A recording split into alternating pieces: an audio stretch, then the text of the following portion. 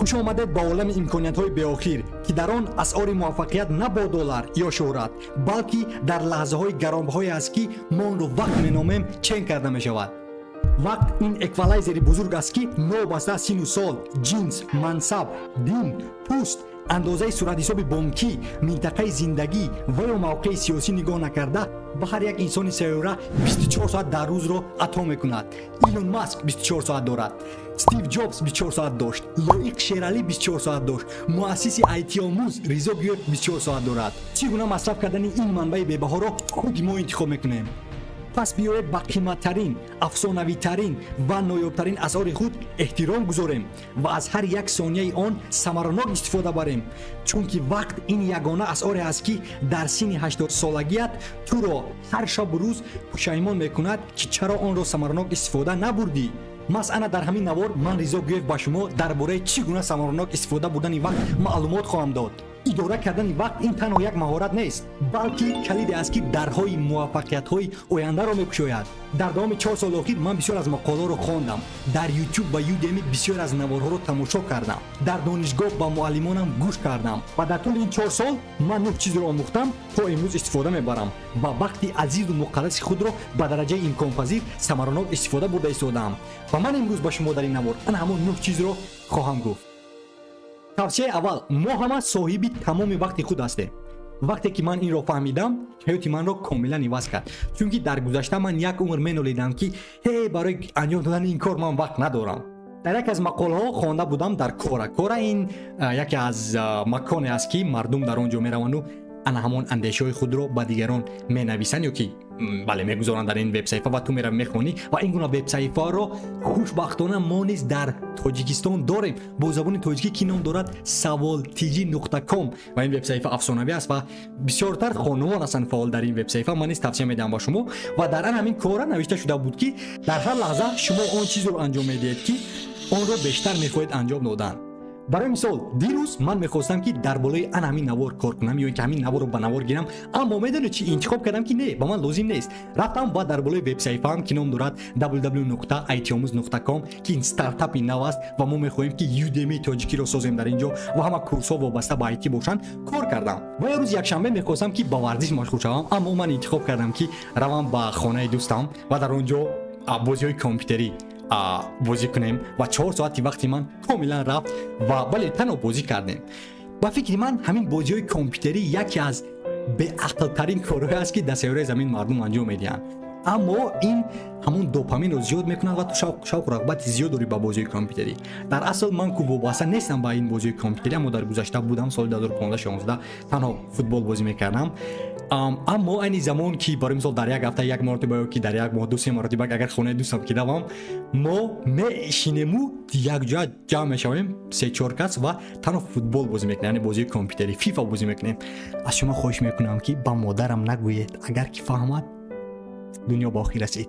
خب یعنی تو انتخاب رو داری، تو انتخاب داری که با وقت خود چیکار کنی و همه ما صاحبی تمام وقت خود هستیم. بله توضیح گفتم میتونی که هی ریزو وقتی من رو در شرکت مدیرم اداره میکند یا اینکه وقتی من رو در خانه مادرم اداره میکند. بله تو این چیزی رو 100% گفتم میتونی، ولی به هر حال اگر که تو همان روز کاری شرکتت رو انجام دادی، وظیفه‌ای که در کارخانه به تو دادن انجام دادی، پس اون خانه اومدی و مادرت که بچم این موسر رو بر در موسردان پرتاب و یا اینکه روبوچین خانه رو کن. بله البته همه این وظیفه‌های خانه رو انجام دادی، ولی به هر حال تو اگر در حقیقت خواهی که همین روز 4 صفحه کتاب رو خوانی، تو وقت میابی و میخوانی.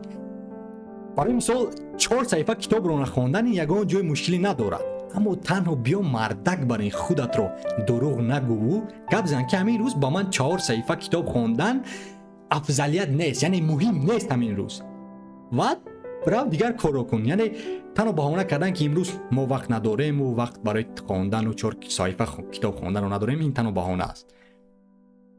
رفتیم با دومین توصیه، ها و یا نه. وقتی که ما جوان هستیم و نه اونقدر امکانیت ها داریم در حیاتمون، ما شاید که قریب به همه کارها جواب ها رو گوییم، ولی وقتی که ما کمتر کلان میشویم، دانشگاه رو تمام میکنیم، صاحب جای کار میشویم، مسئولیت های زیاد رو بر دوش میگیریم، الکی همون ها رو نه هم وقت میتوانیم گفتن. در اینجا با تو аллакай ҳамон ҳа бояд ки албатта шавад. Мақсад ин аст, агар ки ҳамин кореро ки мо анҷом медиҳем ҳамон рӯз дар тиҷорати мо, дар таҳсили мо, дар зиндагии мо ягон фоидае орад, албатта ки рафтан онро анҷом додан дар кор. Ва ин дар ин ҳолат мо бояд ки ҳамин чизро албатта гӯем. Барем мисоли оддӣ. Агар ки як дӯсти онлайнӣ ба Ризо паём менавист дар почта электронӣ ё ки дар Telegram, дар поён аз суроғҳои лозима, айвандҳои лозима. Ва Ризо гӯяд агар ки бинад ҳамон паёмро ва дар ҳамон вақту замон гӯяд ки албатта ки ман мехоҳам ин корро анҷом додан ва албатта ки ман он корро анҷом медиҳам. Аммо гӯям ки шояд ки анҷом диҳам, шояд ки надиҳам, ман ба хулоса меоям ки комилан негӯям. Не, ин корро нахоҳам анҷом дод. Ин корро нахоҳам анҷом дод. Ва бале, яъне тавсияи ман ҳам ҳамин аст ки агар ки як паём гирифтед, як дӯстатон ба шумо як чизе гуфт, як бизнес идея пешниҳод кард, агар ки шумо дарҳол гуфтед ки албатта ки ман мехоҳам он корро анҷом додан, маъно онро дорад ки ту онро дар тақвими худ гузор ва рав ҳамон корро анҷом деҳ. Аммо фикрҳои камтарак вақт гузарад, фикр кунӣ ки шояд ки анҷом диҳам, ин ба ман фоида мерасад, вақтро бефоида мегузоранд дигаро, чунки анҷом надеҳ, чунки ту дигар кӯдаки 18 сола нести, аллакай 22, 23, аллакай ту бояд танҳо дар бо одамони сарукоргирӣ ки як фоидае мерасад, ҳам ту ба онҳо, ҳам онҳо ба ту ва як чизеро анҷом хоҳед дод. На ин ки танҳо вақта бефоида гузарондан. Омӯхтани калимаи не гуфтан ин яке аз муҳимтарин, афсонавитарин маҳоратҳо буда метавонад дар зиндагии ту ва ин зиндагии туро комилан иваз мекунад. омӯз не гуфтанро, худи ҳозир. хоб, омадем ба тавсияи дигар ки ном дорад баррасии ҳаррӯза. ва имрӯзҳо ман ана ин китобро мехонам ва бале ин ягон ҷое ки ба ман аз китобҳо писанд ояд, танҳо хат мекашам. Китоби худам аст, маблағро худам пардохт карда истодам. Бале тоз мегуфтам метавонӣ Ризо дар китобҳо хат накаш, парвое надорам, китоби ман аст. Чӣ коре бихоҳам мекунам ба ин китоб. Албатта ин шӯхӣ буд. Ва бале ана ҷоҳои муҳими ҳамин китобро хат мекашам то ки дафъи дигар агар боз китобро хондам, яъне ба хотирам ояд. Ва бале ин китоб ном дорад The 4-Hour Work Week, яъне 4 соат кор, ё ин ки ҳафтаи 4 соатаи корӣ. ва дар ин китоб муарриф Тим Феррис мегӯяд ки ҳар шом вақте шумо коратонро тамом мекунед, барои 15 дақиқа яъне баррасӣ кунед, фикр кунед ки ҳамин рӯз ман чӣ кор кардам, бо кӣ суҳбат кардӣ, чӣ омӯхтӣ, чанд саҳифа китоб хондӣ, барои муваффақияти тиҷорати худ кадом қадамҳоро гузоштӣ. вақте ки ман мефаҳмам ки ҳамин рӯз чӣ кор кардам, дар ҳақиқат ки хело шод мешавам. барои мисол агар ки ман фаҳмам ки ҳамин рӯз китоб хондам 4 саҳифа, дар болои тиҷорати худ кор кардам, зебо, як наворе эҷод кардам, зебо, ё ки ҳамин наворро ҳамон таҳриру бале таҳрир кардам, зебо. ин аллакай маро шод мекунад дар охири рӯз. агар ки накардам ҳаминро, он рӯз барои ман рӯз нест. ёп. дигари тавсия он аст ки анҷомдеҳ истифода бар. ва ин рӯзҳо ман бале анҷомдеҳҳои физикиро истифода мебарам, барои мисол инро ва бале ин ручкаву фломастерҳо ҳастанд ва бале инро низ. ва пас он як рӯз дигар рафтем як мағозаи дигар ки ном дорад Теди ва бале инро бо нархи ҳамагӣ 2 евро харидорӣ кардем ки хеле гаронарзиш аст. тоз гуфта метавонӣ ки ҳей Ризо, дар ҳоле ки ту ин дуторо доштӣ, чаро инро рафтӣ харидорӣ кардӣ? чунки ин дуто мушкилӣ дар он доранд ки вақте ки барои мисол менависӣ анҷомдеҳ, ҳамин рӯз сар соат чанд аз хоб хестану чӣ корро анҷом додану дигарро менависӣ ва пас он дар девор мечаспонӣ, намечаспад, баъд аз якчанд сония боз меафтад. ин ҳам ҳамин гуна, яъне ҳамин анҷомдеҳҳои физикӣ якчанд мушкилиҳо доранд ва ин ҳам мушкилӣ дораду на ба дараҷаи инҳо, дар ҳоле ки қиматтар меистад. ва вақте ки ман менависам, барои мисол ин рӯз чӣ кор карданро менависӣ ва пас он дар компютер мечаспонӣ ва бале пас он дар хотират меояд ки яъне чӣ кор кард, яъне чӣ корро бояд анҷом диҳӣ. анҷомдеҳ ин ҳам вақт зебост. дар куҷое хонда будам ки мегӯяд ки майнаи сари мо барои фикр кардани идеяҳост ва ана ҳамин коғазҳо ё ин ки барномаи Notion ё ин ки дигар барномаҳо Word, Excel барои ҳамон идеяҳоро нигоҳ доштан аст. яъне мо дар онҳо менависем то ки идеяҳои моро нигоҳ диҳад. барои мисол имрӯз ба ту яке аз идеяҳои зебо афсонавӣ барои эҷод кардани YouTube, яъне видеоҳои навори YouTube аст ё ин ки барои намедонам тиҷорати худ ё ки барои кори худ меояд ва ту агар онро танҳо дар майнаи сари худ нигоҳ дорӣ, вай баъд аз 10 дақиқа, як рӯз, 10 рӯз аз хотират меравад. барои ҳамин агар онро дар рӯи коғаз ё ин ки дар рӯи ягон барномаҳои диҷиталӣ рақамӣ нависӣ, як рӯз бармегардӣ ва бале онро мебинӣ. яъне тавсияи ман он аст ки анҷомдеҳ соз ва дар ҳама ҷо навис, ё ки барои мисол агар ки ман ба рӯзои шанбе якшанбе танҳо берун меравам ва вақте ки дар автобус ё ин ки трамвай ҳастам ва ягон идея ба сарам меояд танҳо дарҳол телефони мобилро мегирам ва барномае дорам ном дорад Todoist ва дар он ҷо менависам ё ин ки агар дар сари мизи кореам бошам ва дар компютер корбор дошта бошам ё ин ки дар айпади худ мегираму дар барномаи Notion менависам ки яъне ҳамон идеяро ё ки ҳамон мавзӯъро ва чунки аз хотирам дигар наравад яъне инҳо зебо ҳастанд ё ки ҳамон анҷомдеҳро нест яъне анҷомдеҳсоз ҳар рӯз бастани вақт ин яке аз корҳое аст ки Илон Маск анҷом медиҳад машҳуртарин афсонавитарин сарватмандтарин ва ё ин ки яке аз одамони муҳим дар сайёраи имрӯзаи мо Илон Маск аст ва аз ӯ бояд бисёр омӯхт яъне бастани вақт гуфта чиро дар назар дорам ман ту дар тақвимат вақти муайянро мебандӣ ва як ё ду чизро менависӣ ки дар ҳақиқат ту мехоҳӣ анҷом додан барои мисол агар ман имрӯз хоҳам ки дар ҳақиқат дар болои вебсаҳифаи IT-омӯз ё ин ки rizogef.com кор кунам яъне вебсаҳифаро дар назар дорам барое ки бояд дизайн кардан дар кор якчанд ҷои анамон кодро иваз кардан дар кор аз инглисӣ ба тоҷикӣ тарҷума кардан дар кор яъне бисёр ҳамин плагинҳо дораду дар WordPress дигарҳо ки вайҳоро бояд ман имрӯз анҷом диҳам ва муҳим аст барои ман ба ман лозим ҳаст ки ҳамон вақти ана ҳамон вазифаро баст кунам ё ки бандам барои ё ин ки агар ба ман лозим бошад ки ба модарам занг занам ҳамин рӯз агар соати 12 бояд ба модарам занг занам вақтро дар календари худ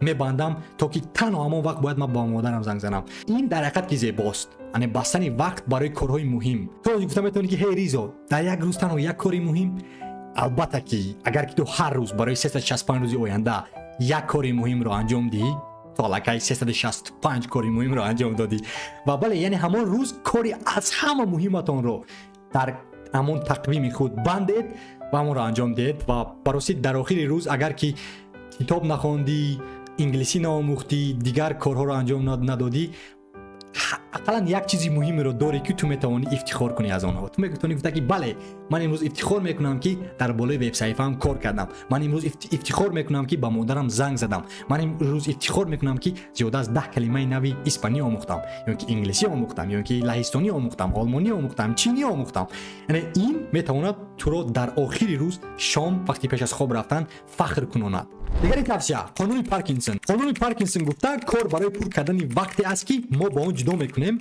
васеъ мешавад чӣ маъно дорад ин барои мисол имрӯз ман агар танҳо дар тақвими худ нависам ки Ризогев мехоҳад танҳо наворро ба навор гирад яъне ҳамин наворро ба навор гирад маънои онро дорад ки асар то ба шом ман танҳо як корро афзалият медиҳам ки ин танҳо ба навор гирифтан аст ва дигар корро анҷом надиҳам аммо агар ки ман дар ана ҳамон тақвими худ нависам ки имрӯз ман барои 2 соат наворро ба навор мегирам 2 соати дигар испанӣ меомӯзам 6 соати дигар дар болои корҳои ширкатам кор мекунам 1 соати дигар китоб мехонам 30 дақиқаи дигар ба варзиш машғул мешавам аллакай дар тақвими ман инҳо ҳастанд ва ин манро маҷбур мекунад ки ҳамин наворгириро дар тӯли 2 соат анҷом диҳаму тамом яъне ҳамин 2 соата бояд ки ман корро анҷом диҳам ба ҳар ҳол ҳамин кор анҷом медиҳам ва агар ки ту танҳо гап занӣ ки барои мисол як рӯза танҳо ман 4 соат испанӣ меомӯзам дигар тамом пас он дигар корро худатро меёбӣ ки телефона дар даст дар шабакаҳои иҷтимоӣ ҳастӣ ё ин ки бо ким кадом дӯсти гӯшчапарат суҳбат дорӣ ки ба ту қимате намедиҳад ва танҳо вақтатро мегузаронӣ дар ҳоле ки албатта ки ту гуфта метавонӣ ки дар охири рӯз ман ба ҳар ҳол як муҳимтарин корро анҷом додам аммо ту метавонисти ки вайро дар 2 соат анҷом диҳӣ вале ту дар як рӯз анҷом додӣ ва пас он агар ки ту ба мисли ман бошӣ худатро бад мебинӣ агар нахоҳӣ ки худатро бад дидан дар 2 соат дар ҳамон вақти муайян ҳамон вазифаро анҷом деҳ ва боз аз дунболи дигар кор шав дигари тавсия он аст ки вақти муҳофизатшуда барои мисол агар ту касе бошӣ ба мисли ман аз хона кор мекунӣ ва вақти худро худи ту идора мекунӣ ва кай чанд соат хоб рафтану кай аз хоб хестану кай ба хоб рафтанро ту интихоб мекунӣ касе ба ту фармон намедиҳад ки чӣ кор бояд кард яъне ин гуна одамонро мегӯянд соҳибкор ман ҳаловат мебарам аз шиносоӣ бо одамони нав суҳбат кардан дар бораи идеяҳои нав ягон тиҷорати нав ва ин маънои онро дорад ки ҳамон тақвими ман бисёр аз вақтҳо бо ҳамин зангҳои телефонии зум пур мешавад ва ин кори хуб нест дар тӯли 6 моҳи охир ман ба хулосия омадам ки вақти муҳофизатшуда дошта бошам дар ҳоле ки ширкат ба ман иҷозат медиҳад ки تا 4 9 تا 5 15 تا 23 یعنی کار کنم و این نوارهای یوتیوبی رو نیز من میتونم کی خواهم ایجاد کنم یا که مقاله ها رو کی خواهم نویسم در بالای وبسایت های itamuz.com rizogif.com کی خواهم کار کنم.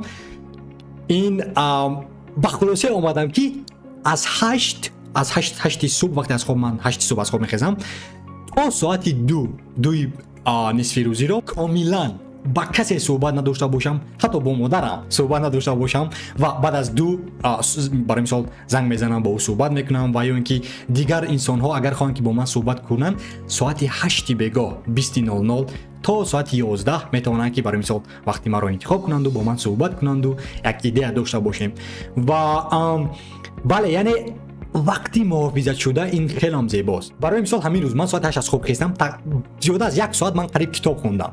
این زیباست، این کیهانی است، این افسانه‌ای است، این فانتاستیک است و پس من در بالای همین وبنامه یوتیوبی هم کار کرده ایستادم. یعنی خود یوزیر من همین نوار رو به نوار گرفته ایستادم که این برای من کار است، این تجارت است و البته که این زمان اگر معاشم از این نگیرم اما من امیدوارم که در آینده من معاش میگیرم از این کار، چون که یعنی ما باید برای معاش کار نکنیم اما یکن فایده بگیریم بعد از اون میورم خلاص.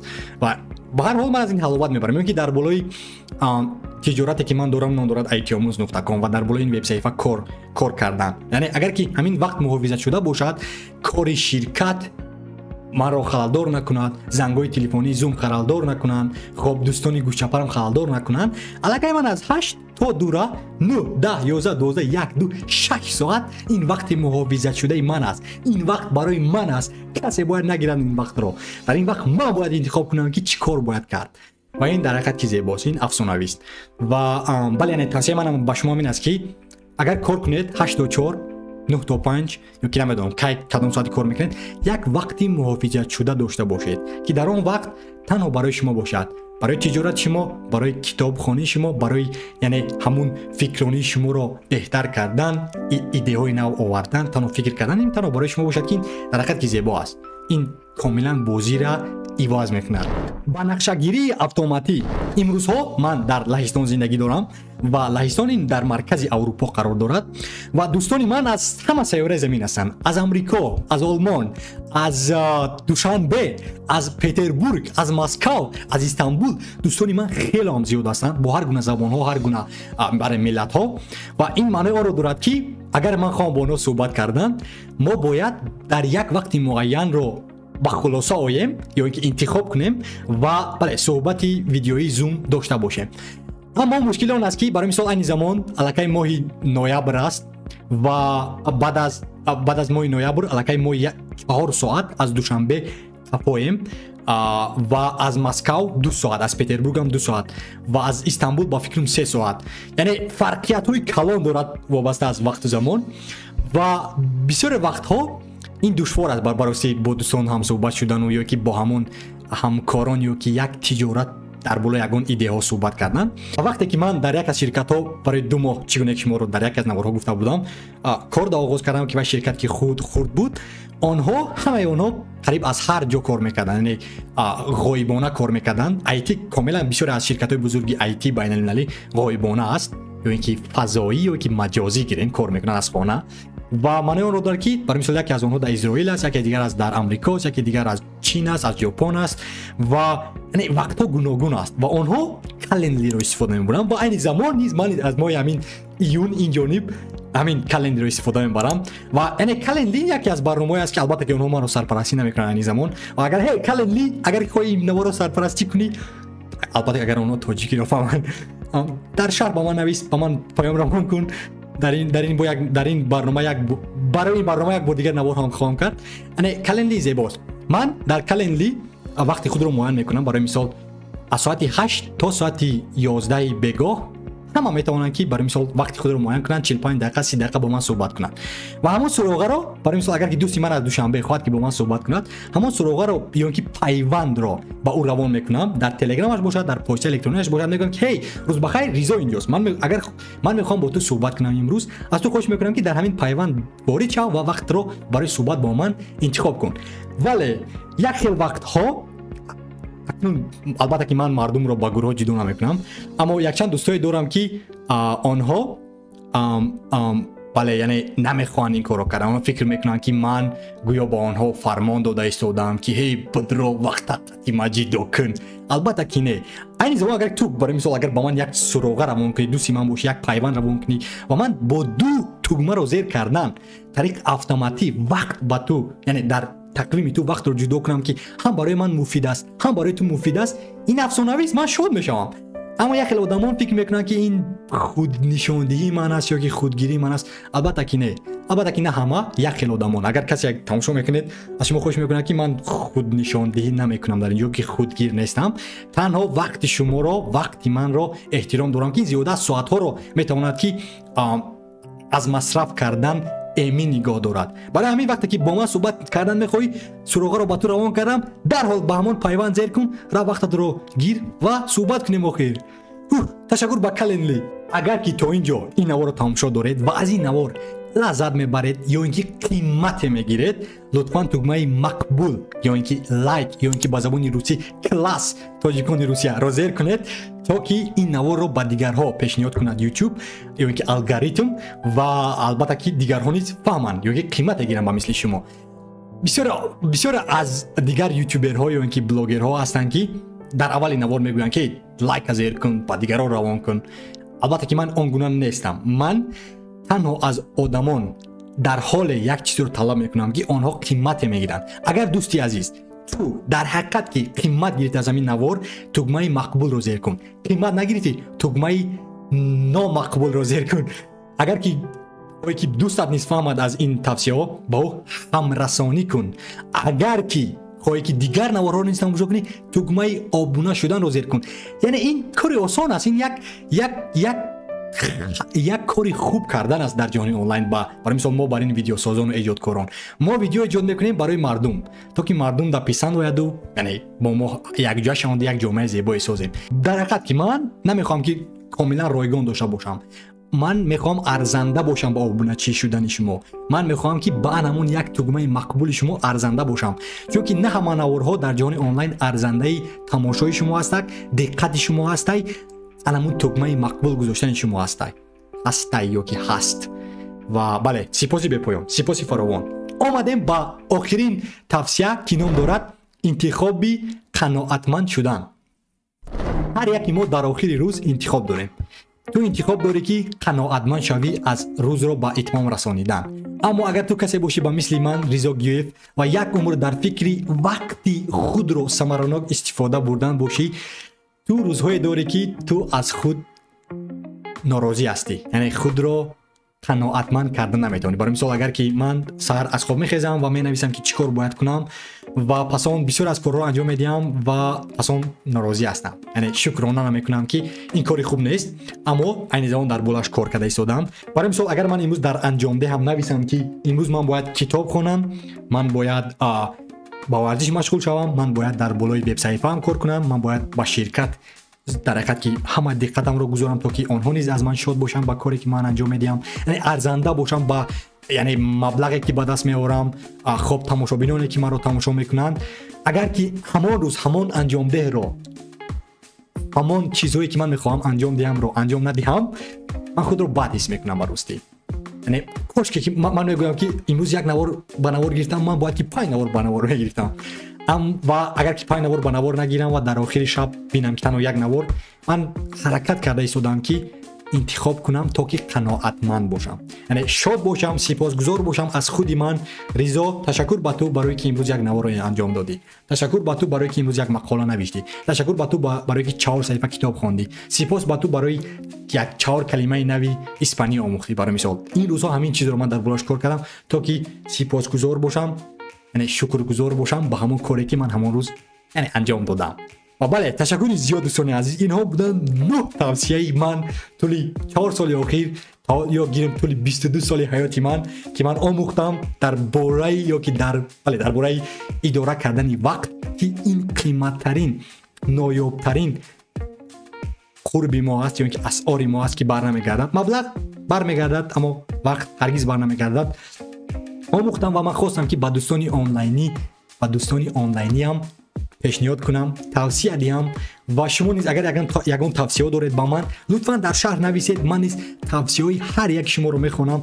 اگر که نخواهید در شرح نویسم لطفا در تلگرام کانال ما که نام دارد ایتی آموز و باز یک اگر خواهید رسما صحبت کنید با یک از همکاران من، یعنی در تلگرام از شما خوش میکنید من نیستم در تلگرام ها وقت، یعنی یک آدم داریم که وابسته است به تلگرام در همین دسته ایتی آموز و او هست جواب میتید. اما یک وقتا من از میدارم و جواب میتیم با یک سوال هایی که وابسته به ایتی است و یعنی وابسته با من است گیریم. و بله میتونید در کینوم دارد ایتی آموز ادمین و همین گیریم مکانی که شما با ما نوشته میتونید و تلگرام کانال ما نام دارد ایتی آموز. تنها در تلگرام نویس ایتی آموز با میبرد. بیاید اوجا پیوست شویم یک جامعه زیبای ایتی تکنولوژی علمی سازیم. و در یوتیوب ایتی آموز یکی از کانال های من است که در اونجا من ایتی درس میگویم. در یوتیوب باشد همین کانالم ریزو گیف و وبسایت دارم rizogif.com و دیگری وبسایت دارم که itiamuz.com و شما توصیه میدم و شما میتونید در همه این وبسایت ها با من پیام روان کنید، توصیه خود رو با من گویید و من شاد میشم که شما من توصیه دادید. از این فاکتور من شما رو سپاس میگویم. این بود ریزو گیف و تا نوارهای دیگر خیر.